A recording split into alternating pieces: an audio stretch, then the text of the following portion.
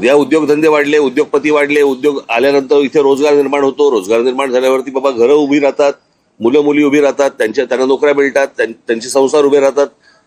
त्याच्यामुळे उद्योगाला विरोध आहे वगैरे हे असल्या मूर्खपणा माझा बोलण्यातनं नव्हता आणि नाही आणि येणारही नाही कधी. परंतु एक गोष्ट मला आपल्याला नमूद करू इच्छितो मी आपल्या समोर की या सगळ्या याच्यामध्ये अंबानी घ्या, टाटा घ्या, अजून कोणी उद्योगपती घ्या, बिर्ला घ्या, कोणी यांची एम्पायर स्वतः उभी केलेली आहेत. यांचे उद्योग स्वतः उभे केलेले आहेत.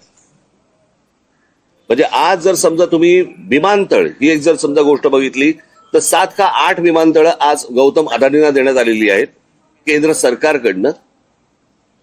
आणि त्यातलं फक्त एक नवी मुंबईचं विमानतळ सोडलं तर एकही विमानतळ हे गौतम अदानींनी बांधलेलं नाही. ही दुसऱ्यांनी बांधलेली, दुसरे चालवत असलेली किंवा केंद्र सरकारच्या हातात असलेली ही सगळी विमानतळं आहेत. त्याच्यामुळे एक विमानतळ सोडलं तर दुसरं कोणतंही विमानतळ हे गौतम अदानीने उभं केलेलं नाही.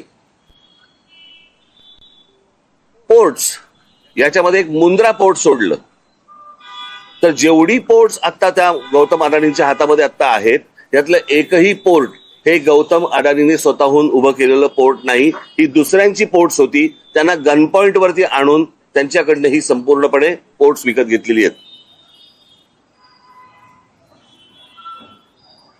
ज्या व्यवसायामध्ये गौतम अदानी कधीही नव्हते तो सिमेंटचा व्यवसाय.